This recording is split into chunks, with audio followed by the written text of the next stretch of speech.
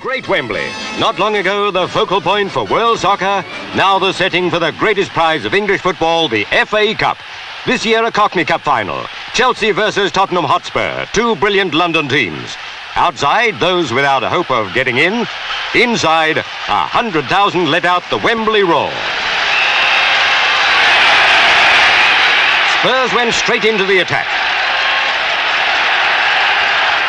Chelsea quickly replied. Charlie Cook surged down the right wing. Into the middle, but the safe hands of Jennings collected easily. Now it was the turn of Tottenham wonderboy Greaves. Gilzean was with him. It spelt danger for Chelsea.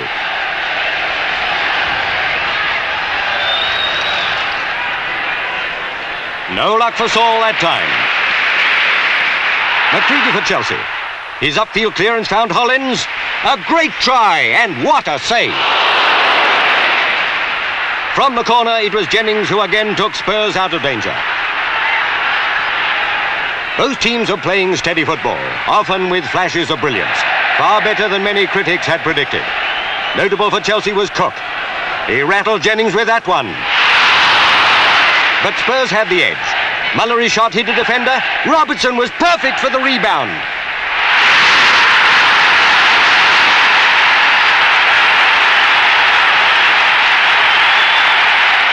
"45 minutes gone, Spurs 1 goal ahead. Bad for Chelsea.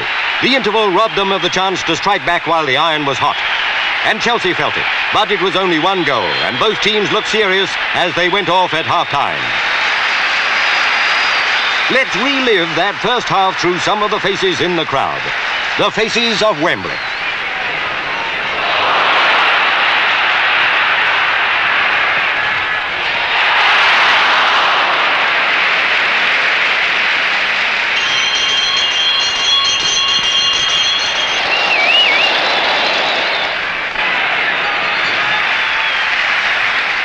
As the second half began, Robertson's goal had its effect on both teams. Spurs bent on increasing their lead, Chelsea on drawing level and going ahead themselves.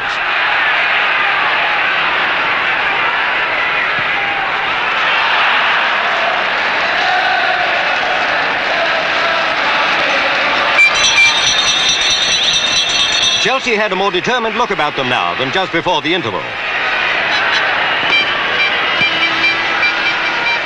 A centre from the right, and Hateley's header went just over.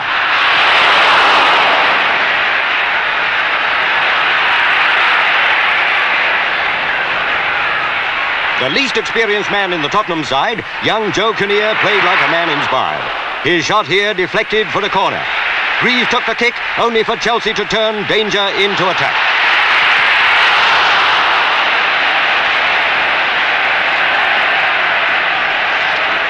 Eddie McCready's header gave Jennings little trouble.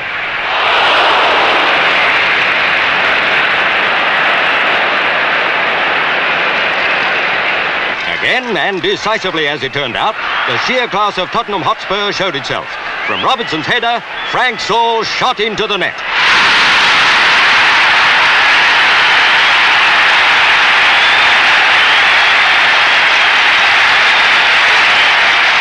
It might have been another for Spurs, but Greaves' shot was brilliantly saved.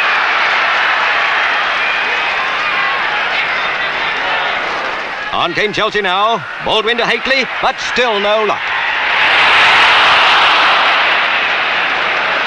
A few minutes before the end, Chelsea got a goal. Boyle centred. Tambling headed in.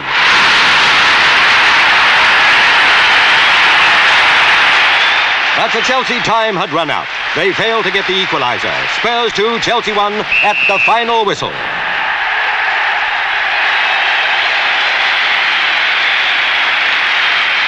Great players and great sportsmen, London's old rivals had given the 100,000 at Wembley a final to be long remembered.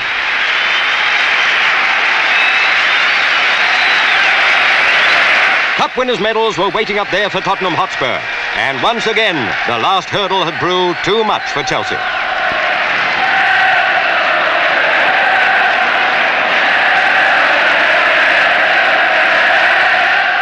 To a very proud Dave Mackay, the Duke of Kent presented the trophy, which in the whole field of sport is surely the most coveted, the FA Cup.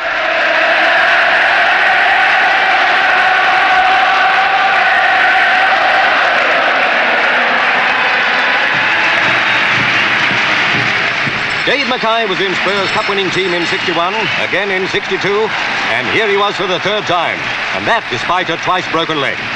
The fans have good reason to call him the Iron Man. Mike England, the man Tony Hateley couldn't master. Jimmy Greaves and Alan Gilzine, a great combination.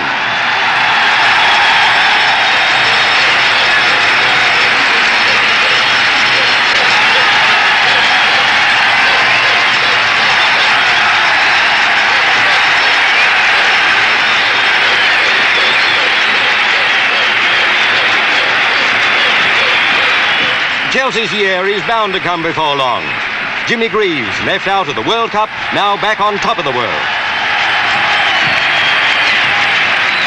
Joe Kinnear and Jim Robertson. Alan Mullery, always an original, one for the pot. Finally, inspiration of the side, Dave Mackay, captain of cup-winning Tottenham Hotspur.